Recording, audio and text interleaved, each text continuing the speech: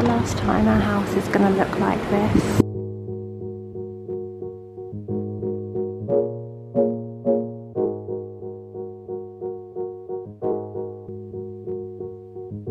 Battle of the sounds down here at the moment. I've got the kettle on and James is working a new tool that we've purchased that sounds kind of like a really badly played oboe. If you can hear it in the background. Welcome to the Bluestone Villa and welcome to this week's renovation diary. We have had some very exciting activity this week because our scaffolding has gone up outside, which is definitely like well, it is at this point the probably biggest thing we've really done here in terms of like big building work, etc. So you'll be able to see it out there. So it spans the whole of the house, right to the top and all around the backs, the side and the front.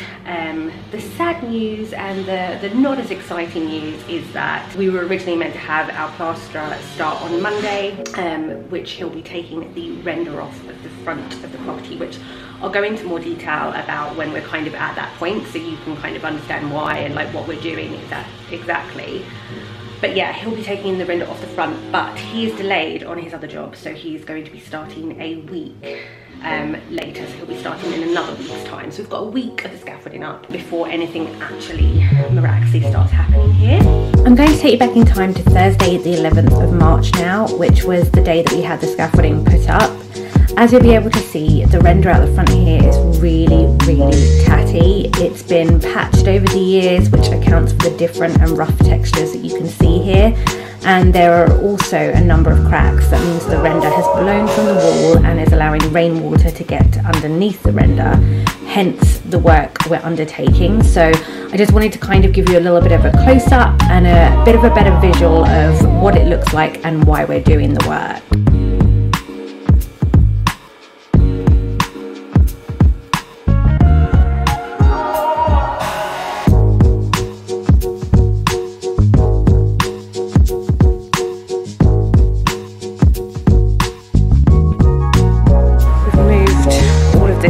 Over here just to get out of the way where some of the scaffolding is going to go up.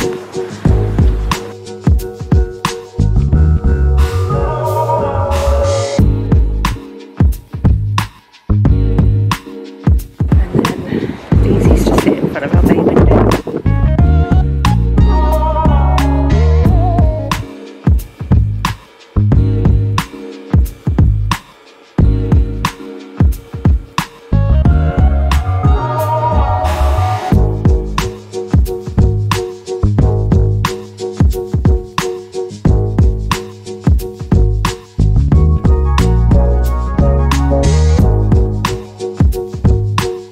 I really wanted to get a time lapse of the scaffolding going up, but it was so windy on this day, but the guys did an amazing job and had this up by about 3 PM or so when they had initially budgeted 2 days to get this fully up.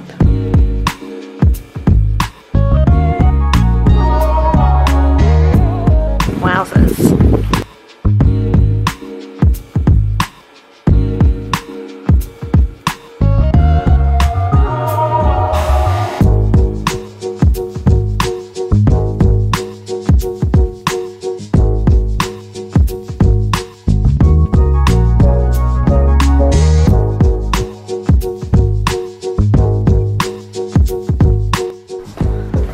Oh my god, I left my keys in the door.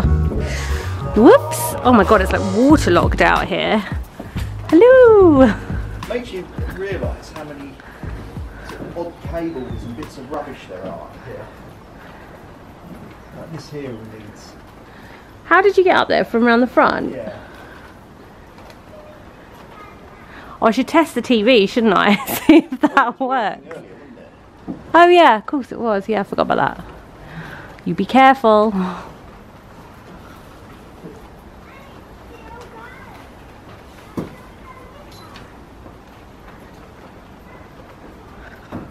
my good God, I don't think I'm brave enough. Yeah, certainly a bit high to go. Whoa, what was that? Maybe you saved that one for a drier day. What's that? Maybe you saved that one for a drier day. Yeah, yeah. I did tell you. Of course it is, it's our house. It all actually do with resealing.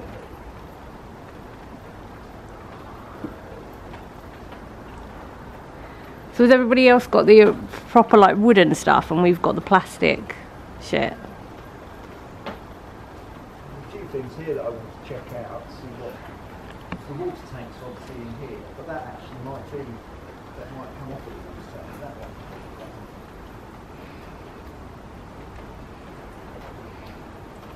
That vent I will take off. Ooh, very sunny. It is actually disgusting outside this front door. Ooh. Just realised it's black bin day tomorrow as well. That's going to be a pain. Oh yeah, what's that like up there? Actually feels Pretty solid. yeah. You need some filler and stuff. It's funny because the telephone cable comes. It's the telephone. You got to step over it. Yeah. That is funny. Knock it down. Our phone doesn't work anyway. Right, it's going to have fun though, getting this off. I know. I don't really know how that works, but I mean, he is the expert. Cuts it all out, doesn't it? Yeah. I think I need to go up one more, but I'll do that when it's dry. Yeah, let's do that when it's dry. You're not funny, you're ridiculous. And also you shouldn't joke. Oh, actually everyone's is plastic, I think, actually. Put these on the outside. I feel like I'm a long way up. Going up another ladder.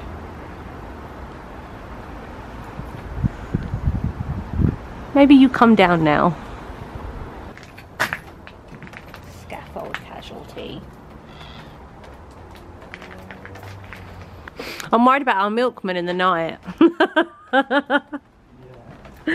I mean, these are yellow, so you should be able to see them, but where's he gone? I quite like having like a canopy above the door, though. Maybe we build a little porch. Oh, there he is. I feel like I'm at a zoo and I'm watching like an animal in the... All of this can come off. Yeah. Nice tidy up. I'm a bit disappointed though that I didn't have that room with the floorboards up because I could have replaced all of these TV cables. That is a shame because we've still not moved into that room as well. Could have sorted all replaced Never all mind. TV cables. It is what it is. But in more current news, remember the stairs, guys? Remember the stairs, the landings, all of that jazz? Well, we're officially back. We're redoing. Not redoing, tweaking. James is currently using this new tool upstairs. I said about I should go and show you it because it is really good, but it's just the funniest noises if you can hear it. But yeah, so he is sanding all of the bits that were rough from the paint stripping that didn't quite work and all of the bits that just effectively exposes me as a terrible DIY renovator. And I'm gonna go up and help him carrying on with like the window stuff that I was doing last week.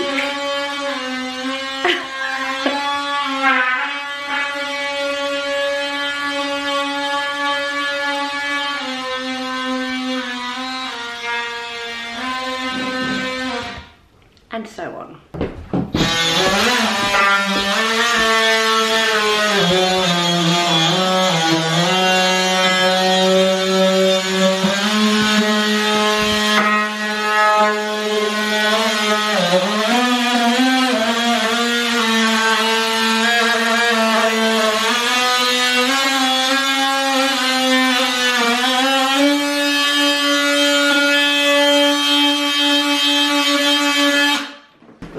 There you go, look at that.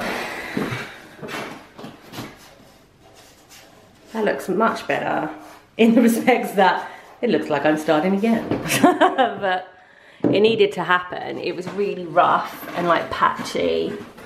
You can kind of see the residue of what it would have been like, but that's kind of smoother now. And then also I was a bit naff at painting like the edges of the spindles. So you can see here it's a bit, so this was a paint stripper problem, and this is just a me problem of getting glutes of paint at the edges, and it's worse actually up there. Oh. My name's Louisa and I am an indecisive renovator. Happy Saturday. It's now the following Saturday after the last Saturday that you saw me. I'm a little bit uncertain on Dix Blue on the house, so let me rephrase. We'll still be painting our house in Dix Blue. If you saw a video of ours a little while ago saying that we'd made that final decision, but I am still slightly skeptical. I love it on the front. I don't love it as much on the side. I think probably the lighting is quite different there. It looks a lot more green on the side, I feel like, and yeah, I'm just not 100% certain. I also started to panic that the colour match isn't like a good colour match, so James has picked me up the actual Farrow and Ball Dix Blue so that we can colour match it, kind of like we can swatch it, sorry, next to it, just to double check that over that we're 100% happy with it. I also got him to pick up Blue Ground, which I think actually is going to be too bright, but yeah, I did just want to see what that looks like. And then I have seen another blue colour on a house, and that looks really smart. So yeah, I don't know whether that's maybe Blue Ground. I don't think it is, but we'll see. But I'm almost half tempted to drop a note in their door. I mean, this is just classic me, isn't it? I honestly have never been so indecisive in my life. I think I've actually got more indecisive as I've got older. And I think maybe it's also because obviously it's not just my house, it's mine and James's house. So like, I'm second guessing myself a lot. I also have to take into consideration his thoughts and feelings, like how selfish can he be? But yeah, so I'm gonna go outside and I'm gonna swatch some of these colors and see if actually they all look okay. I also got James to pick up downpipe as a potential for the door. I'm quite stuck on the front door. I mean, obviously I'm stuck on everything, as we've all just clarified. But I'm just not so sure. Like, part of me thinks like a pink door like would look really cool against the other tones, but James is so not for that, so I need to rethink that. I'm just going to intercept here to say actually that the colour match for Dix Blue was absolutely fantastic. I really couldn't tell the difference between the two. I've never ever got a colour match like this before. We've just used the Farrow and Ball paint, so I was really impressed, I have to say. So that has definitely put my mind at ease. The Blue Ground, I can't actually show it to you on the building because I forgot somehow to film what the swatch looked like, and we've now actually had this taken off of the house, but it was really too bright. I really did only do a small kind of swatch of this paint. It was very cold, very icy blue, and very bright. It totally was not the right color that we're looking for, and it also isn't the color of the house that I've seen.